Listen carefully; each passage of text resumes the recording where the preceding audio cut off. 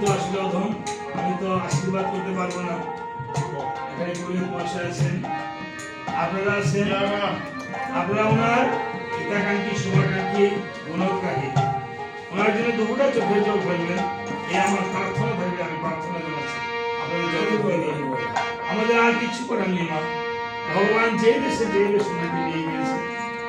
আপনাদের এই দুপুরটা চোখের জল প্রাণ গোবিন্দের হরিনারায়ণের ওনার জন্য ভগবানের চরণে হয়ে যায়। শাস্ত্রে বলেছে দয়াল রামচন্দ্র যাকে পার করে এই ভবন ডালে পাঠাতে, এই জন্য রামায়ণ দিতে হয় বাবা। এবং আমার কাছে 1900 বছর 1800 বছর আগে পুরানো রামায়ণ আছে। এই রামায়ণে লেখা আছে ভগবান রামচন্দ্র হনুমানকে বলেছে, হনুরে এই কলির যুগে এই চামড়ের মধ্যে তুই থাকবে, এই চামড় দিয়ে কর্তারা দেখবেন আর রামায়ণ কিন্তু রয়েছে চামড়। আর যারা যেই ভক্তের জন্য রামায়ণ কীর্তন করিবেন এবং তোর চাকরে আশীর্বাদ করিলেন এবং যদি এই ভক্তের জন্য তোমার চোখের জল ফেলে, তাহলে সেই চোখের জল আর চোখে ধুয়ে যাবে।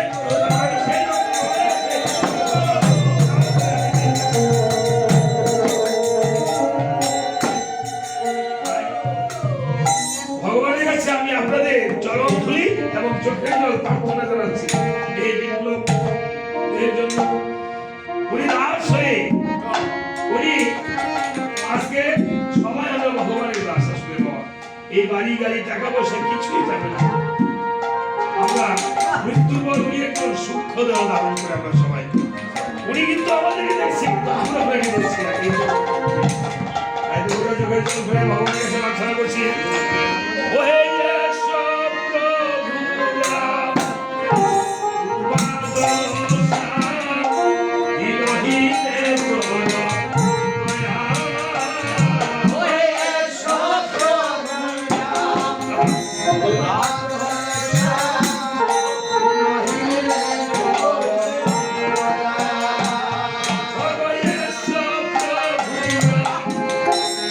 Bye.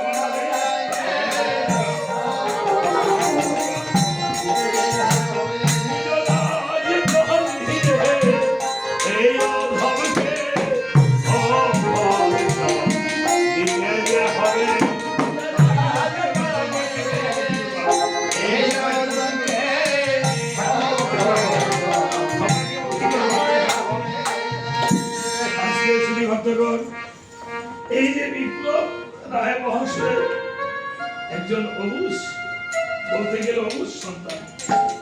আমি এই পরিবারে এই সন্তানকে কথা ভার করি, আপনারা তো তার দায়িত্ব নিয়েছেন। বাবা, এই পৃথিবীতে গত 3 দিন আগে একটি কীর্তন করেছিল। অনেক ছোট একজন শিশু কে হারিয়ে ফেলে চলে গেছে। আজ এই যে পিতাকে হারিয়েছে পুত্র,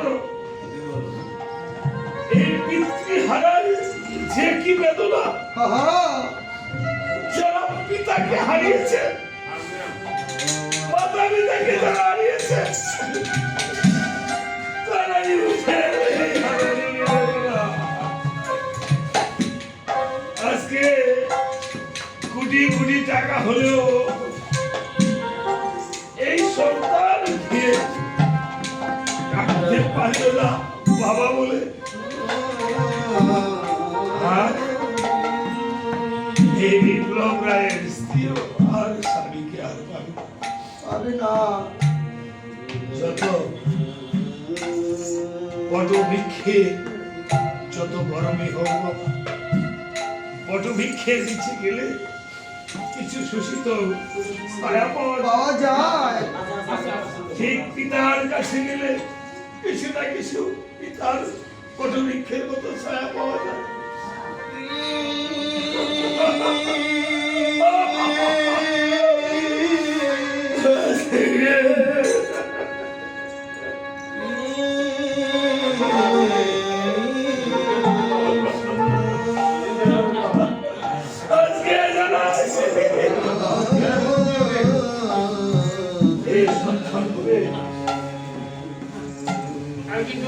আজকে যাব আমি তাই প্রত্যেকটি আসলে যারা বাবাকে হারিয়েছে, মাকে হারিয়েছে, যারা আমরা থাকতে মা বাবাকে সাধনা করতে পারি না, বন্দনা করতে পারি না, মা বাবার সাথে বসে সেবা করতে পারি না, আজকে এই আসনে বসে বাবা মার জন্য একটু প্রার্থনা করো।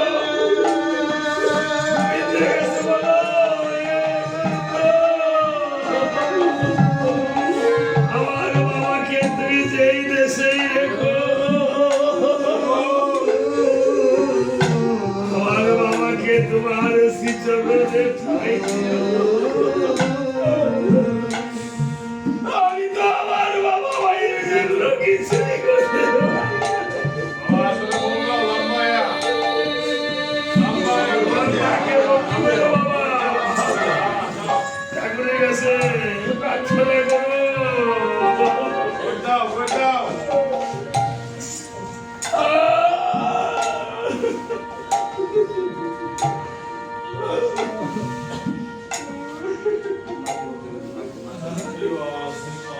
তোমার কাকা জেঠা কর্তা মশাইকে ভক্তি করো, বড়দেরকে ভক্তি করো, তাদের প্রার্থনা আশীর্বাদে যেন ভালো থাকে। ও সে বাবা হলে আর জাগবে জাগে।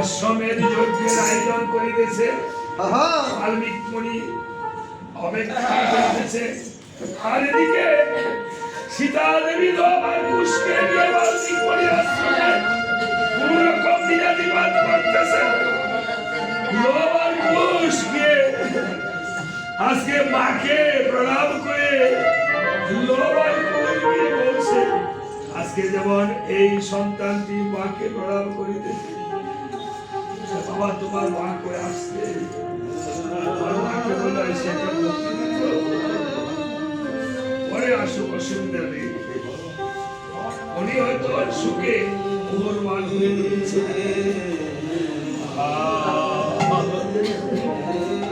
এই যে আমার দুঃখিনী মায়েরা আজকে যাব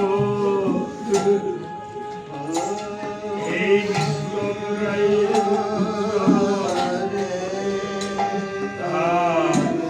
মা বিনে আর কেন নাই আর আছেন আপনারা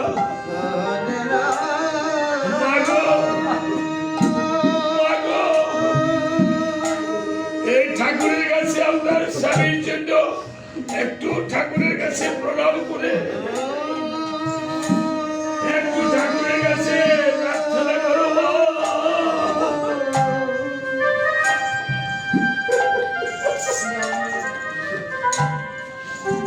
একদিন এই বিপ্লবরা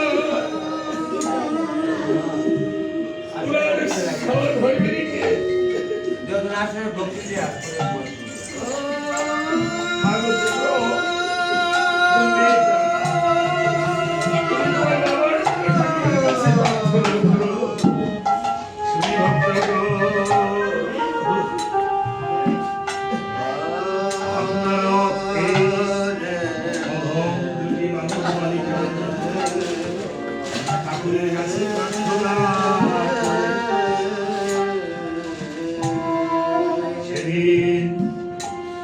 যেদিন বিপ্লব রায়ের মতো আমাকেও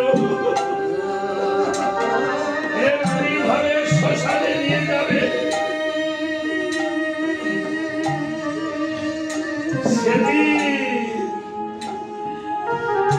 এই বাড়ি টাকা পয়সা কিছুই সাথে যাবে না শুধু যাবে এই হরিনাম হরিনাম শব্দ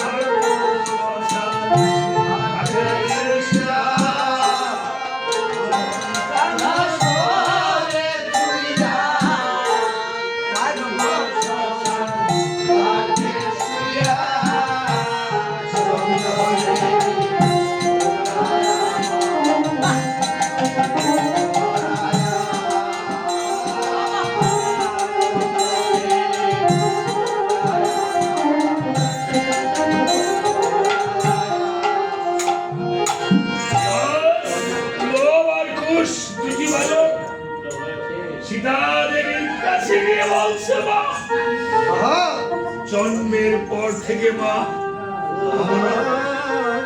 আমাদের বাবাকে দেখলাম না মা গো কত সন্তানের পিতা সন্তানকে তুলে নেয়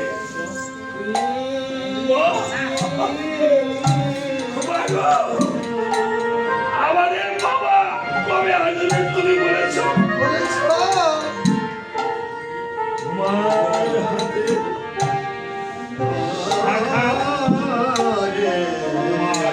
মাথের সিঁদুর প্রমাণ করে আমাদের পিতা বেঁচে আছে কিন্তু তুমি তো একদিন আমাদের পিতার কথা কোথায় থাকে বললে না আমাদের পিতা আজকে 12টি বছর হলো আমাদের পিতাকে দর্শন করতে পারলাম না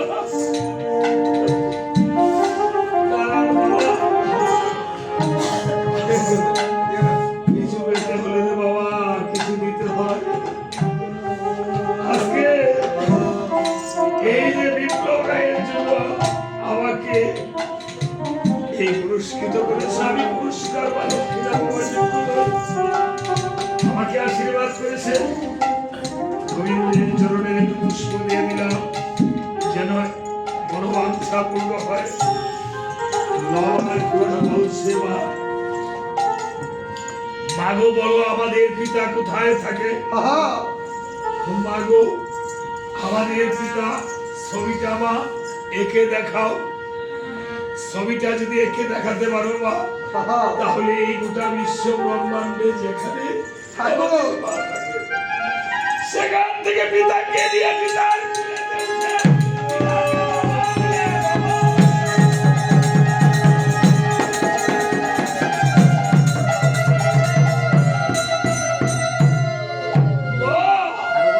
এই দুঃখ আর এই কপালে এই পিতাহারার বেদনা হার সয় না মা কেঁদে কেঁদে বলছে ও মাগো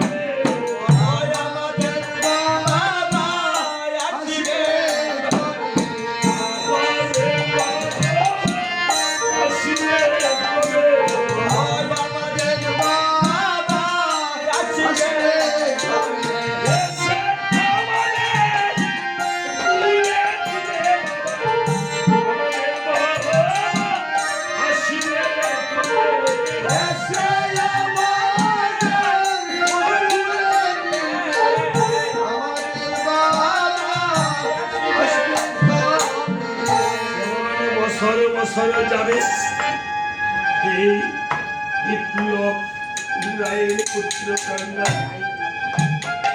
মুহূর্তে মুহূর্তে মাঝে মধ্যে মনে হবে পিতার কথা মাকে মায়ের কাছে গিয়ে বলবে কিন্তু মায়ের সন্তানের সামনে মা কাঁদতে পারে না মায়ের মুখ তো পাষাণ হয়ে যায় মা শুধু কাঁদছে সীতা দেবী যেমন তাদের মাও কাঁদতে থাকবে আর মুখে কিছু বলতে পারবে না এমন ভাবে এই বিপ্লব রায়ের স্ত্রী বলতে পারছে না ঠিক করে সন্তানের জবাব দিতে পারছে না আমার বনবাসী সীতা দেবী শুধু কাঁদছে আর কাঁদছে লোবার কুসুমাকে বলছে মাগো তোমাকে কি শুধু কান্নার বাড়ি দিয়ে বানিয়েছে মা তুমি কি কখনো হাসতে জানো না যখন তোমাকে বাবার কথা জিজ্ঞাসা করি তুমি যে শুধু কাঁদো আর কাঁদো। বলছে বাবারে এই জগতে যে জাভেদার দেশে চলে যায় সে তো আর আসে না, তবে তোদের বাবা কোথায় আছে তাহা তো আমি বলবো না, তাহা একমাত্র বলবে বাল্মীকি মণি ঠাকুর। বাল্মীকি মণি যে সত্য খন্ড রামায়ণে লিখেছে মণি বলবে। এমন সময় বাল্মীকি মণি এসে উপনীত হয়েছে।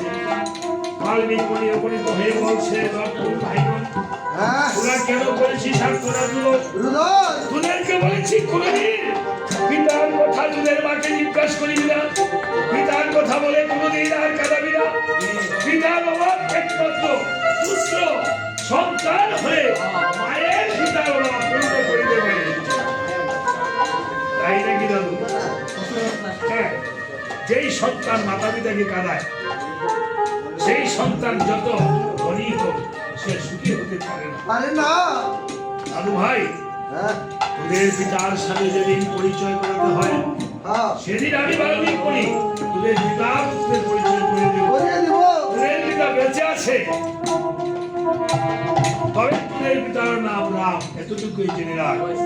আজকে যেমন এই বেঁচে আছেন, মানুষ কিন্তু মৃত্যু নেই বাবা, মানুষ মরে না, শুধু তাহার পিতাতে আছে আত্মা। কি করে মানুষ যেমন পুরাতন বস্ত্র পরিত্যাগ করে নতুন বস্ত্র পরিধান করে, আত্মাও পুরাতন পরিত্যাগ করে আজকে নিত্যপ্রায় মানুষের আত্মা সূক্ষ্ম দেহ ধারণ করে এখানে আছে। উনি আমাকে দেখতে পাচ্ছে, আপনাদেরকে কিন্তু আপনারা দেখতে পাচ্ছেন। যখন রামায়ণের সর্বশেষ শেষ হয়ে যাবে এই নিত্যপ্রায় আত্মা বৈকুণ্ঠে বায়ুমণ্ডলে থাকবে। আমার এক বছর পর আবার যখন এই পরিত পথে এসে আবার বিন্দু আবার একটি রামায়ণ যখন দিবে, রামায়ণের সর্বশেষ বলিবে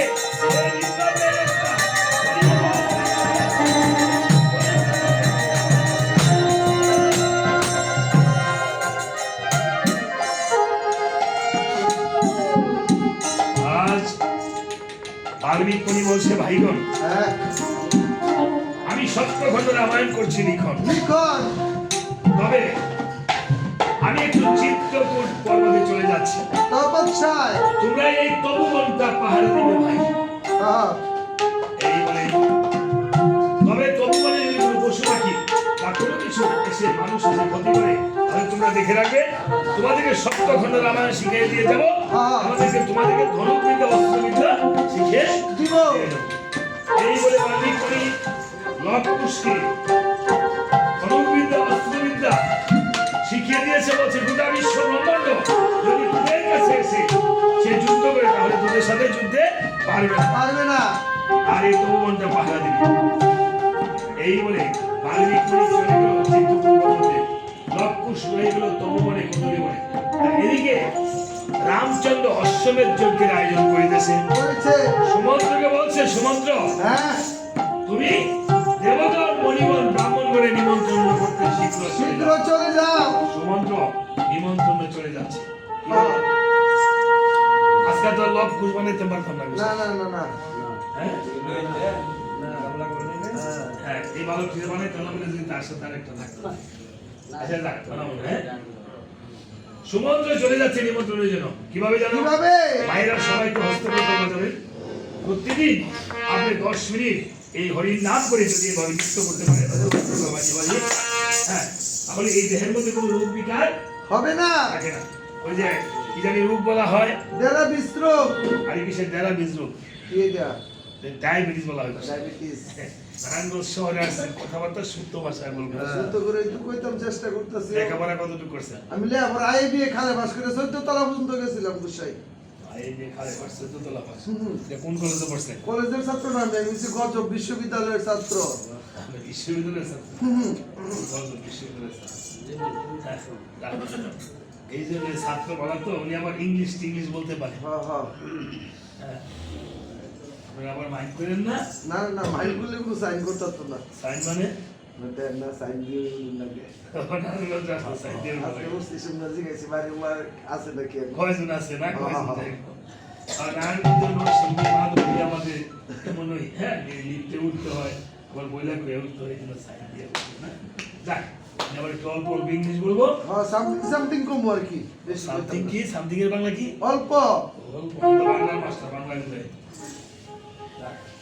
এইবারে এখন সমুদ্রকে বলছে যাওয়া নিমন্ত্রণ করতে সবাই হস্ত করে বাজাবে। এই করে করে একত্র করে যে তাল হয় যেগুলো হয় করতাল প্রতিদিন যদি করতাল হস্ত করতাল বাজান তাহলে এই দেহের মধ্যে আমার মহাপ্রভু বলেছে যে এই যে কোলেস্টেরল সুগার এইগুলি আস্তে আস্তে মানুষের কমে যায় যায়। আমি 1 ঘন্টা দূরে দৌড়ে যেতে হবে না তাহলে সমুদ্র নৃত্য করতে করতে যাচ্ছে কি বলে কিভাবে মধুরাম নাম বলে হ্যাঁ সমুদ্র চলে যায়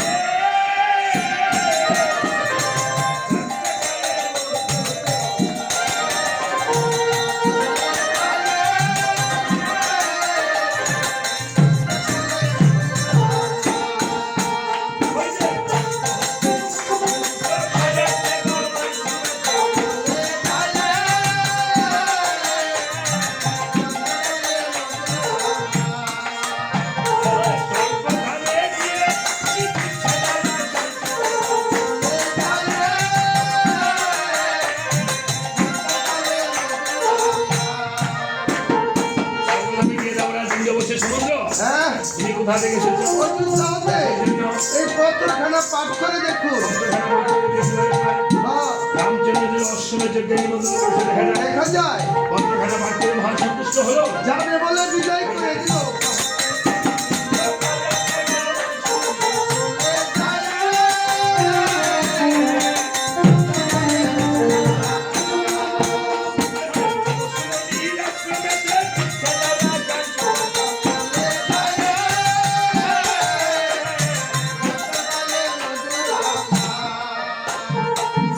মশমনির আশ্রমে গেলে একেবারে পায় পায় মণি ঠাকুর কার্যটা করেছে কেমন জানেন কেমন সুন্দর একখানে নির্মাণ করে ঘর হ্যাঁ সেই ঘরে বিরাজিত না হয়ে তিনি বসে আছেন বাহিরের উপর একটা ভাঙ্গা কুলা মস্তকে দিয়া বলছে মণিগণ হ্যাঁ এত সুন্দর নির্মাণ করে ঘর আপনি কেন বসে আছেন বাহিরের উপর বলছে সমন্তরে এই এই ঘরে যাহা পরিশ্রম করেছি তা সবই বৃথা করেছি এই ঘর আর এই দেহ ঘরের মধ্যে কোনো পার্থক্য তেমন নেই। কোনো পার্থক্য নেই এই ঘরে যখন মানুষ থাকে না রে হ্যাঁ। এই ঘরের কোনো মূল্য নেই। মূল্য থাকে না আর এই দেহ ঘরে যখন প্রাণ পাখি থাকে না রে তাহলে এই দেহেরও কোনো মূল্য থাকে না মণি ঠাকুর হ্যাঁ আপনি কি আপনার আয়ুষ্কালের কথা বলতে পারবেন এই তো ঘনকালের আয়ু নিয়ে এই ভব সংসারে এসেছি তাই নাকি হুম। তাহলে আয়ুষ্কালের কথাটা বলেন তো হ্যাঁ বলেন বলছে সমন্ত্রকে সমন্ত্রে হ্যাঁ হাড়ের বন্ধন ঘর চামড়ার ছাউনি দাউনি 32 নালে তালে দিয়েছে কিছুই 14 পা চালের মাপ করে নিরন্তর নিরন্তর দক্ষিণ পাশের চাদুয়ারে আসা যাওয়া করে উত্তর পাশের চাদুয়ারে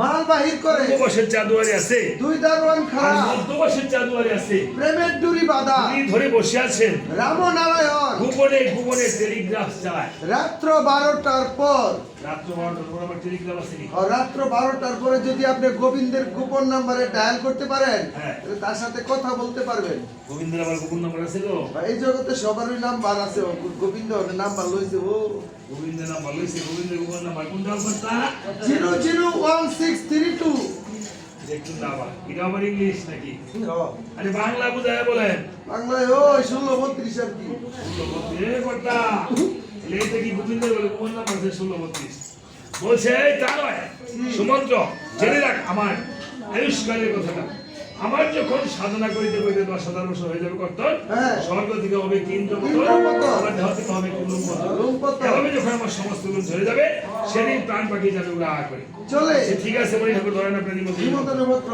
কথা হতে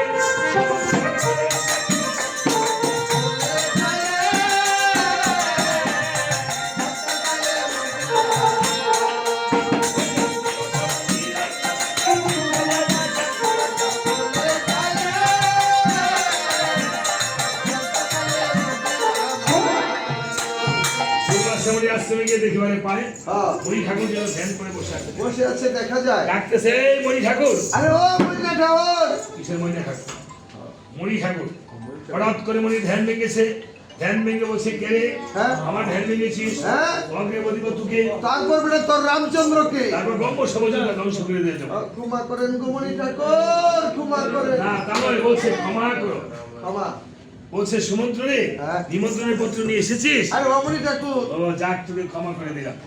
তবে আমার মানকিটা একটু বাড়ায় পুরাই দে। ওই কথা কই যায় মানতিরা মানে মানে টাকা পয়সা একটু বাড়ায় দিলে ক্ষমা করে দিব আর কি। টাকা পয়সা মানে আমি ক্ষমা করে দিই। ও বলছে সুমন্ত্র, হ্যাঁ। আচ্ছা ঠিক আছে, রামচন্দ্রকে বলে আপনাকে টাকা পয়সা বাড়ায় দেয়। হ্যাঁ, এই বলে বলছে সুমন্ত্র, হ্যাঁ তুমি অযোধ্যায় করে যাও খবর, হ্যাঁ আমি যুগ বলে করে দেবো ৬০,০০০ মনে গ্রাম।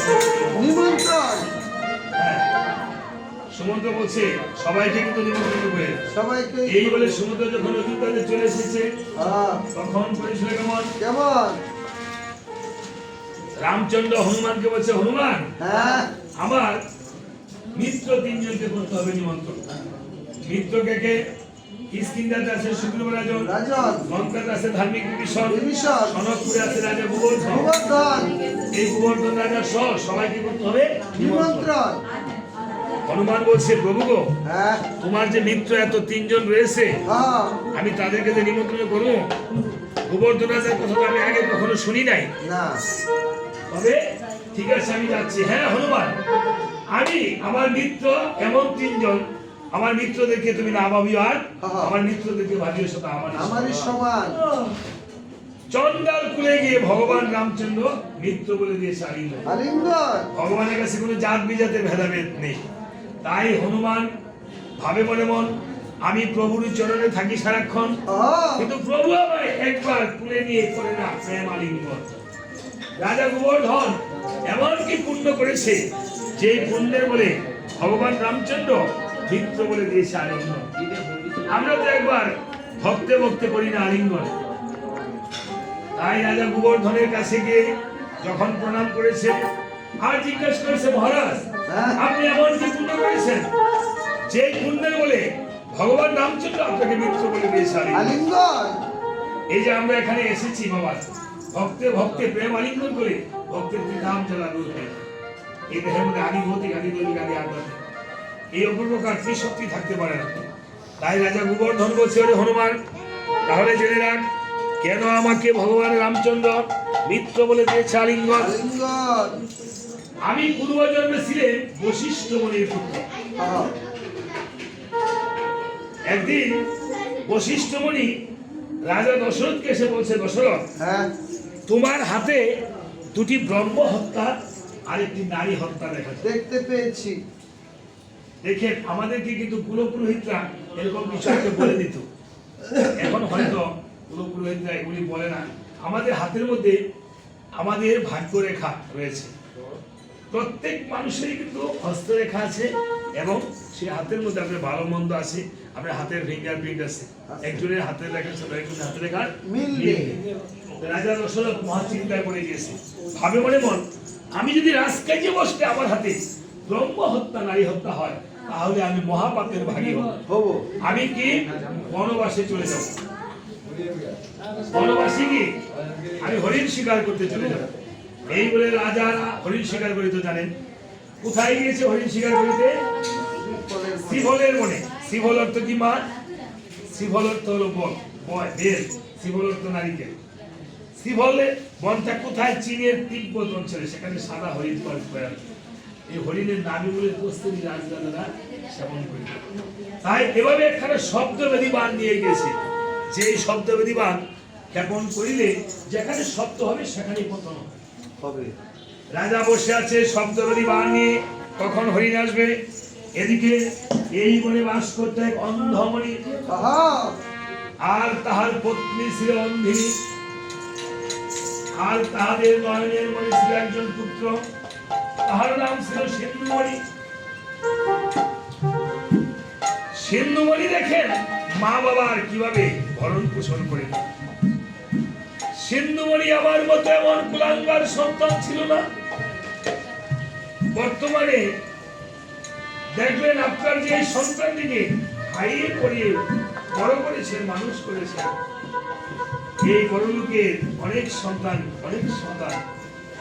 তারা বিদেশ চলে যায়, বিভিন্নভাবে অনেক সুশিক্ষায় অর্জন করে পিএইচডি করতে, তখন তাদের বৃদ্ধ বাবা মার পুরস্কার পর্যন্ত রাখে। আর সিন্ধুমণি অন্ধ মাতা পিতাকে এইভাবে ভার বেঁধে ফেরিওয়ালারা ভার বেঁধে গ্রামে গ্রামে বিক্রি করে না, কাঁধে করে এইভাবে ঝুলি যে সিন্ধুমণি তাহার অন্ধ মাতা পিতাকে ভার বেঁধে এক ভারে তাহার অন্ধ মা আর এক ভারে তাহার অন্ধ বাবাকে রেখে আহা, বনে বনে ঘুরে বেড়াতো আর ক্ষুধাতে দিত ফল। তৃষ্ণাতে দিত জল। কথাগুলো শ্রবণ করিবেন। অনেক সময় গরিবের সন্তানগুলো সুসন্তান হয়, আবার বড়লোকের সন্তানগুলো অনেক সময় সুসন্তান হয়। আবার বড়লোকের সন্তানগুলো অনেক সময় সুসন্তান হয়। সেটা মানুষ হওয়ার পিছনে রয়েছে আমাদের নৈতিকতা। আপনার সন্তানটি যদি শিক্ষিত হয়েছে কিন্তু সুশিক্ষায় যদি শিক্ষিত না হয়, সেই সন্তান মাতা পিতাকে দেখিতে পারে না। সেই মা বাবার যে বৃদ্ধাশ্রমে রাখে, সেই মা তাড়াতাড়ি তার চেয়ে দুঃখে আসবে। একদিন মা অঞ্জলি কেঁদে কেঁদে বলছে, বাবা এসে এই হতভাগী মায়ের পেটে জন্ম নিয়ে শুরু কষ্ট হলো কেঁদে কেঁদে সিন্ধুমণি বলছেন, আমার তুমি কেন এসব কথা বলছো? বলছো মা, মা গো, তোমাদের দুটি চক্ষু নাই, আমাকে ভগবান চক্ষু দিয়েছে। মা গো, মা, আমাকে যদি ভগবান এই শক্তি দিত, আমার একটা চক্ষু বা তোমার চোখে, আর একটা চক্ষু বা আমার চোখে দেখাতে পারতাম। আমার চক্ষু দিয়ে যদি তোমরা এই ধরাধারে দেখিতে পারিতে, তাহলে ছেলে হয়ে আমার মানব জনক সার্থক হইত। অন্দিনী কেঁদে কেঁদে বলছে, বাবা তুই চক্ষু দিতে হবে না, আমাকে একটু জল এনে দে বাবা। দে সিন্ধুমণি রাখো কলসি হস্তে নিয়ে জল আনিতে সরজ নদীর ঘাটে চলে গেল। জল ভরিতে ভরিতে যখন মুখ্যমন্ত্রী হল, রাজা দশরথ ভাবছে এই বুঝি হরিণী জল পার করিতেছে। রাজা দশরথ যখন পার খেবার করেছে, সিন্ধুমণির গায়ে গিয়ে পতিত হয়েছে। সিন্ধু গায়ে পড়ে বলছে,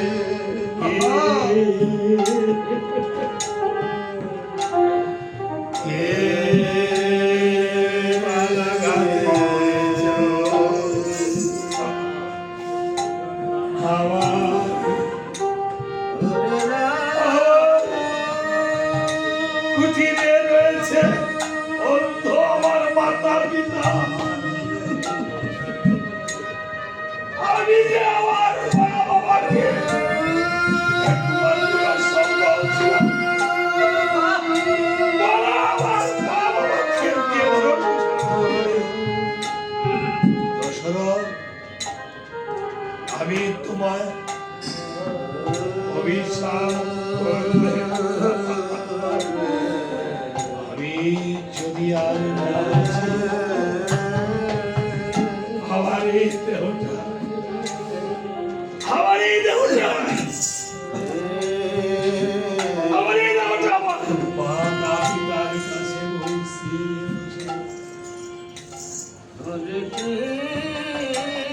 এই বলে সিন্ধু যখন ঈশ্বর ছেড়ে দিল, দশরথ সিন্ধুর দেহটা দিয়ে মায়ের কোলে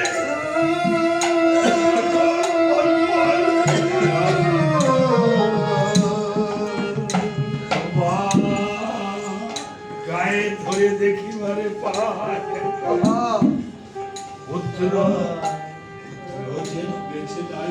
দেখা যায়। কেঁদে কেঁদে বলছে বাবা রে, এই হতভাগী পাকে, এই পাকে কেন কেন একা ফেলে চলে গেলি রে বাবা? আমাকে আর কে পাবে রাখবে? একবার মা বলে আমার কুলে এসে আমাকে একবার মা বলে বাবা।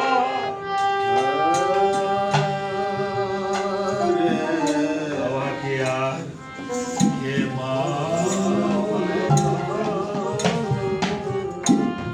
ওই আমায় কেনা দেবে আর মা বলি।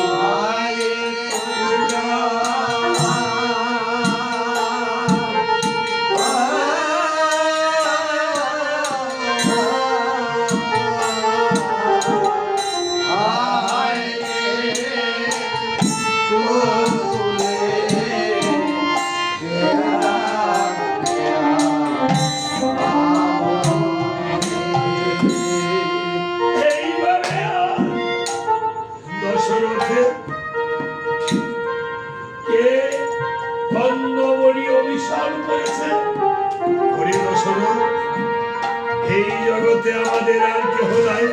নেই।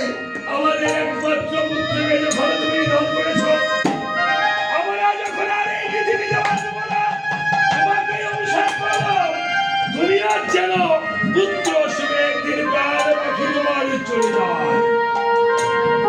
দুইজনে পুত্র সুখে এখানে প্রাণ ত্যাগ করেছে। দশরথ ব্রহ্ম হত্যা ভাগ্যে যা ছিল তাই। দশরথ ব্রহ্ম হত্যা, নারী হত্যা পাপের ফলে চলছে আর বলছে চলে গেল। কে আছো আমাকে বাঁচাও, কে আছো আমাকে বাঁচাও। বশিষ্ঠ মণির পুত্র বামদেব বলছে দশরথ, তুমি এই তুলসী তলায় বসে এই 3টি তুলসী পত্রে 3বার রাম নাম লিখে দিলাম। জপনা করো। 3বার রাম নাম যখন লিখে রাবণীতে দেহের পাপ তুলে গেল সরে সরে, আর মহাবলীতে পুণ্য সঞ্চার করবে দেহে। দশরথ চলছে অযোধ্যায়। এদিকে পিতা বশিষ্ঠ বলেছে পুত্র বামদেবকে বলছে, পুত্র তুমি এই দশরথকে উদ্ধার করেছো, তুমি মূর্খ দশরথকে কেন উদ্ধার করতে গেলে? সে যে ব্রহ্ম হত্যা, নারী হত্যা পাপের দায়ে দায়ী। তার তো আরো তার দরকার ছিল শাস্তি হওয়ার। যাও তুমি চণ্ডালপুরে গিয়ে জন্ম ধারণ করো। আজকে পিতার অভিসম্পাদে পুত্র চণ্ডালপুরে গিয়ে চণ্ডাল রাজা হয়েছে। কিন্তু কেঁদে কেঁদে বলছিল ভগবানের রামচন্দ্রকে, হে প্রভু গো, আমি যখন তোমার নামে ভক্তকে উদ্ধার করতে গিয়ে আমি যখন হয়ে যাই চণ্ডালপুরে জন্ম ধারণ, তুমি গো প্রভু একদিন আমায় মিত্র বলে দিও। ওরে হনুমান, ভগবানের কাছে যে যাহা চায় এই জন্মে না হোক জন্ম জন্মান্তরে সে তাহাই অবশ্যই পূরণ করে। ভগবান বলেছে আমি যে ভক্তের করে সংসারে ঘুরিয়া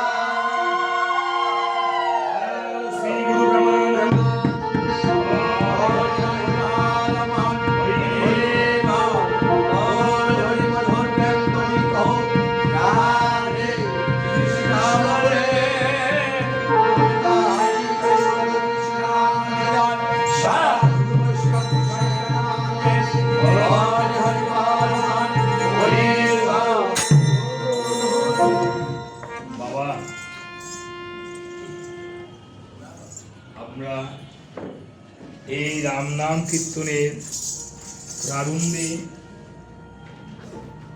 আজকে এই বিপ্লব রায় মহাশয়ের এই যে তার চিত্রপট নিয়ে এসেছি, বজ্রাঙ্গলি হনুমানের চিত্রপট নিয়ে এসেছি। এই চামড়টা হলো হনুমানের প্রতীক।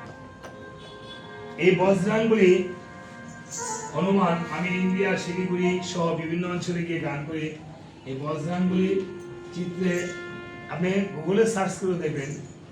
আপনি যদি এই বজ্রাঙ্গলির চরণে মেটে সিঁদুর ঘিত দিয়ে প্রতি সোমবার বা মঙ্গলবার 3 মাস যে কোনো আপনি কর্ম সাধন করেন, যে কোনো মনোবাঞ্ছা পূর্ণ হয়। রামচন্দ্র হনুমানকে আশীর্বাদ করেছে, হনুমানকে বলেছে, হনুমান তুই সারা অঙ্গে সিঁদুর মেখে দিয়েছিস আমাকে ভালোবেসে, আজ থেকে তোর নাম হলো বজ্রাঙ্গলি। আর এই চামড়ের মধ্যে তুই থাকবি। যারা ভক্তি করে শুনবে এই রামায়ণ কীর্তন এবং যারা এই চামড়ের আশীর্বাদ করিবে গ্রহণ, আমি রামচন্দ্র কথা দিলাম, তাদেরকে একদিন যত পাপী করুক অনায়াসে আমি তাদেরকে বলি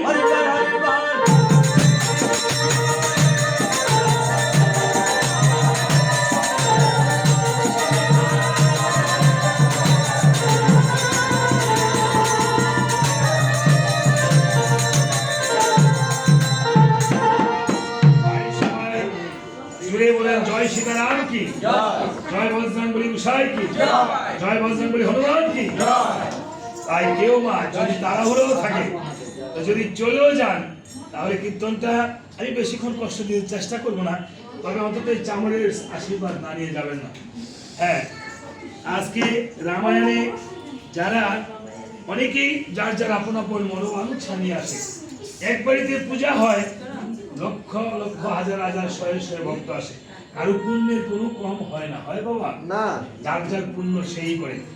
আজকে এই যে টাকাটা যেন কে দিয়েছে বাবা, হ্যাঁ প্রথমটা টাকা মামা দিয়েছে, আরেকজন দিয়েছে এই ভক্ত না, আরেকজন কে দিয়েছে বন্ধু।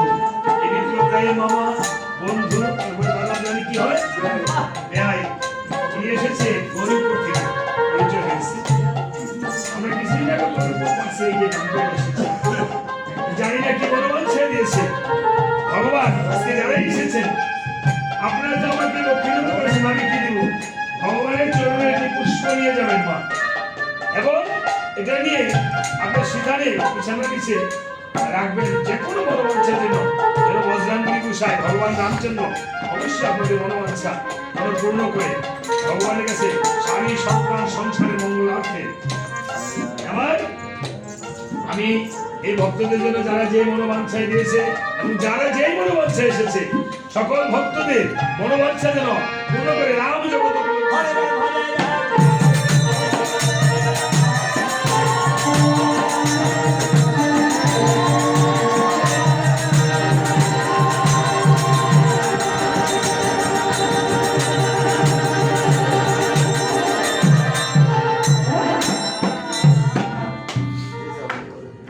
এই বলে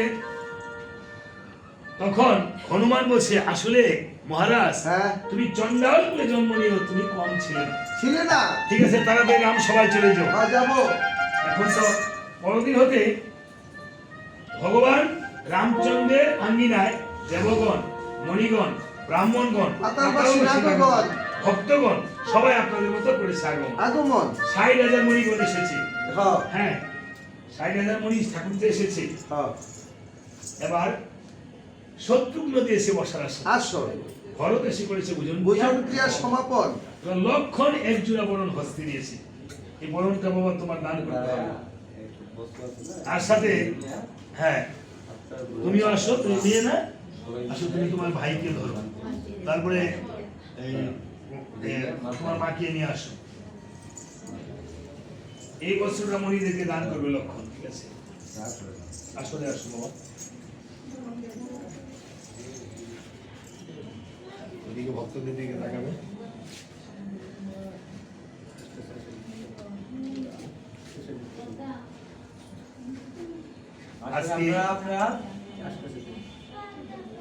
আজকে এই পিতাপুত্রের পরিচয় পালায় এখন বস্ত্র দান করবে মণিগণকে, 60,000 মণিগণকে, তারপরে আবার পরবর্তী পালায় এই যে রামসভা, আজকে কিন্তু এটা একটা রামসভা আমরা এসেছি, এটা একটা আঙ্গিনা বা বিল্ডিং ভাবলে চলবে না।